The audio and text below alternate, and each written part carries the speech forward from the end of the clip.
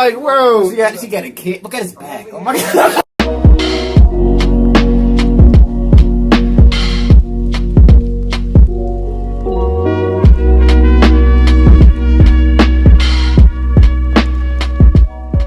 What's up, y'all? Welcome back to another reaction. This is Jesse Peterson, Ultimate Savage Moments, part something. You know what I'm saying? Jesse Peterson, like we always say, he's hilarious. He's just a troll. You know, he's a troll of trolls.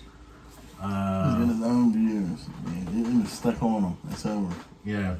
I mean, I think he has views and then he kind of escalates them and just being bombastic about certain things and just kind of just make people angry on purpose, you know what I'm saying? But a lot of people be taking it seriously, man. I gotta chill, relax. Just know Jesse Peterson is savage. Hit the like, subscribe, and share. Go check out the playlist on our channel. Whenever you guys ask them for videos you want to see, most likely you could have reacted to it already. So just go check out the playlist. Check out 412 show, be gaming. Go hard right into the video. I guess I'm putting my own ego. I guess I don't know, because I deal with a lot of shit at work. You know, I'm a hardworking man. A man's supposed to deal with shit. Yes, sir. That's what you are for. Man. Yes, sir. Huh? Okay. What's your question? Man, you just put it in perspective.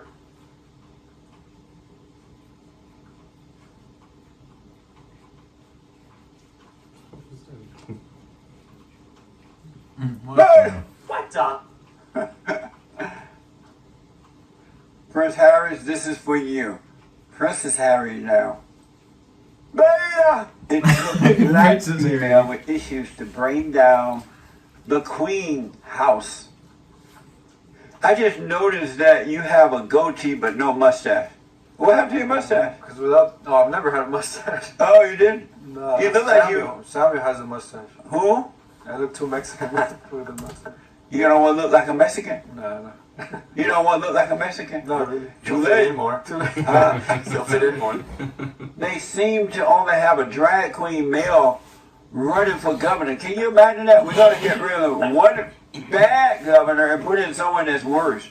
A man that doesn't even know he's a man, he thinks he's a woman. Yeah, I know. So that kind of brings up my next question. I'm going to this brutal divorce. I mean, fortunately, she moved out of the house, but we're going through this brutal divorce with these attorneys, really expensive. And as far as dating, right? What do you think about guys that are in my situation about dating again? Worry about dating? Why are you? I'm old. Why are you thinking of dating? Period. Why are you thinking of that at this time?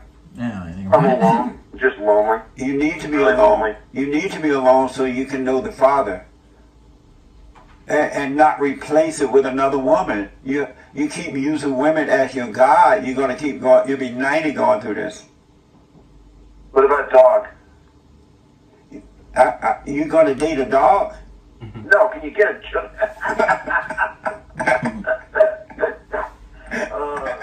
I want to go all the way over to South Korea and talk to Matthew. Matthew, welcome to the show. You're on the air. Hello, sir. Hey, hello, Matthew. I just wanted to tell you how much I love you. Oh, amazing. Oh. How much?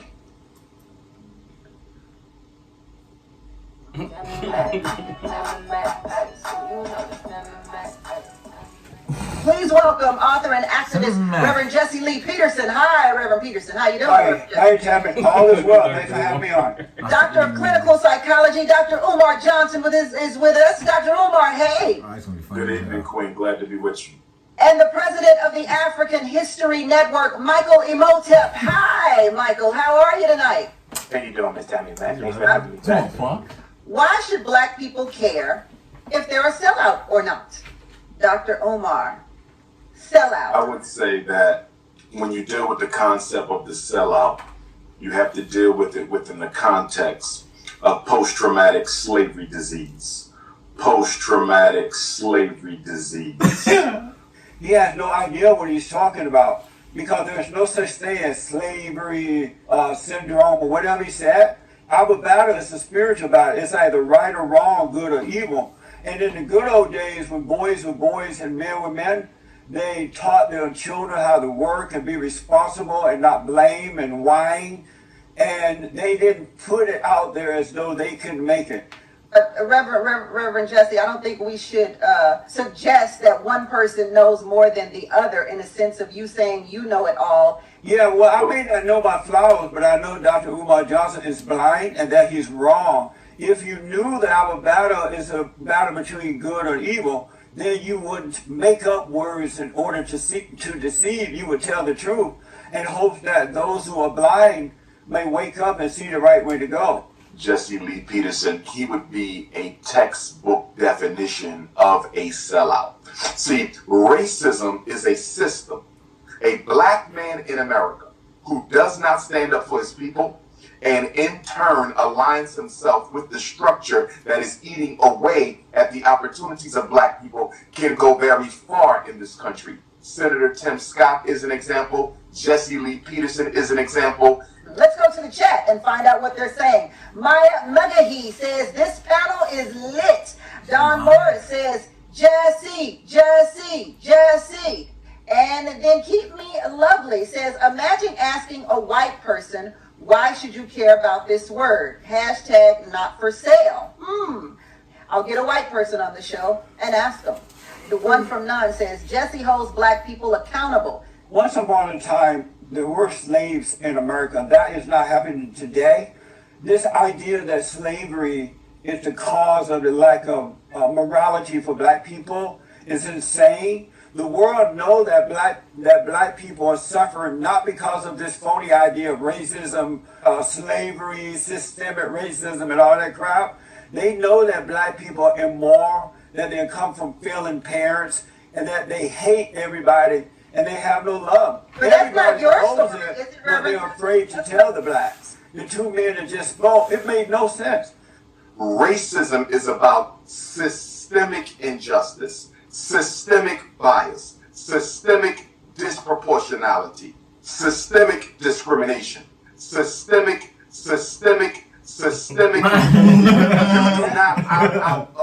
You do not opt out of racism. All white people benefit from and participate in racism. All white people benefit from the mass incarceration of black people. Dr. Umar is evil for putting out a lie like that because people are going to believe Well, it. let's refrain from calling people names. It's important that we understand the difference between the Negro and the coon. Sister Tammy, this is a very important distinction that has to be made. The Negro is innocent in his ignorance, Sister Tammy. As Brother Michael said earlier, some people make mistakes against the race unknowingly. But the coon voluntarily identifies with his oppressor because there is an agenda that he's looking to get filled. It's a nigga like Jesse Lee Peterson. Anyway, it's abnormal for men. There is nothing more effeminate than a white man defending a white power structure against black people. There is nothing more effeminate than a black man defending a white power structure against black people. You are a disgrace to your race. And so normally Dr. Umar, the logical mindset Disgrace would to your bring the race. women and children to a logical mindset to help them to overcome. But now the black men, not all but most, they think like their mothers and grandmothers, so they all think just like women, and that's why you can't get it right. There is levels to the coon kingdom. You have your grade A coons like Jesse Lee Peterson and Charles Barkley, and then you have your grade B, which would be like a Kendrick Perkins in a Shack, and then you have your grade C coons, which would be like a Steve Harvey. Reverend Jesse, you're a part of the Coon Kingdom, he says. That's right. You know, it's sad to see that most black people believe that they're all the same. They're going by colors, and so they're all in the same pot, headed down to the road to destruction. Donald Trump, he wasn't into the color thing. He was into what is right. And that's why he was able to help black people more so than any other president that we've had in the last, I don't know how many years, right? Obama was the worst, by the way. But Donald Trump was the best. I call him the great white hope. Black people went to work, They started buying homes and starting families and things like that because of Donald Trump. But these people like Dr. Umar and Michael, they're into their color. They're in a fallen state. They're weak males and they cannot see. So as far as I'm concerned, we should have jobs at all different levels of these companies that we spend money, but bring that money back to the African American community. You guys need to stop begging, man. Bring that money back to the black. Please, sir, don't interrupt. Talk about But stop begging, Michael. What men do, I'm not begging. men make things happen. They don't beg. They don't beg. Just you wouldn't know a man if you met one. They don't want reparations. They make their way. The black man, when I was growing up, they made their way. They didn't beg the white man for anything because they didn't. It's not begging white people. Wait a second. White men were you go back to you're making excuses. No. You don't want to talk about the compromise of 1877. Which was the compromise between the Republicans and the Democrats, and you don't want to talk about the Lily White movement of 1928. Now, if you want to have that conversation, we can have that conversation. It's not going to turn out the way you think it's going to turn out. Michael, it's time to stop asking for freebies. I understand the women doing that because you ever the Farmers Home Association I understand 1930? why women are doing it. Hold on, Michael. You want to talk about the $26 billion? What Michael is talking about happened over 100 years ago or so. It's time out for black people to stop begging. I'm sick of it. We can make our own way. Black people can make their own way if they get up and do it. That's why we have to overcome this cultural thing, because blacks who are into their culture, they think that all blacks are just like them, begging and blaming and whining and talking about 150 years ago and all that. Why not live now? Especially black men, they need to stop begging for freebies. America is an amazing place, right? And whatever you want to do in this country, you can do it. You can make Hold that thought. Okay, yeah, that is true. That is so true. I'll have to agree with you on that, Reverend Jesse. Whatever you want to do in this country, you can do. Now, there's two sides of the spectrum there, and they started going off on each other. They started going crazy. Yeah, he was like a grade A cool. He took he about to go Super Saiyan. He was like Kyle Ken right there, but he was like, could almost went there. I don't know. I'm talking about Charles Barkley. You call Charles Barkley a grade A cool. I do feel like the current structure, it's the society we all live in right now. The current world order, if you want to call it so.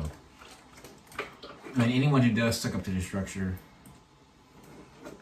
and you're successful, and you continue to do so, you're most likely to go further than someone you might have some level of, I don't want to say integrity, but it's just like, people know what I mean. You know what I mean? Like, if you're willing to do certain things within a society, you'll go further up. You know what I'm saying? But it's just like, the part, I agree somewhat with what Jesse's saying. I agree somewhat with Umar saying, look, the government has done some stuff. They just released the documents talking about how they assassinated JFK. He got killed by the CIA and a mob. They killed that nigga. Our government. So you know what I'm saying? It's not the book about any of that, but also what Jesse Peterson talking about, how we need to stop whining, focus on ourselves, start building up our own institutions like we did before integration happened. We had our own hospitals, schools, pharmacies, banks and all other type of shit. I have nothing. At least we don't get our own country. We can have our own our own little currency type things going on. We keep seeing all these old Black Wall Street type jobs. You can bring that back for real. I don't know. Hit that like button, subscribe, and share. We're at 10K. Really appreciate everybody. Come back. We're going to see you next time. Peace. Peace.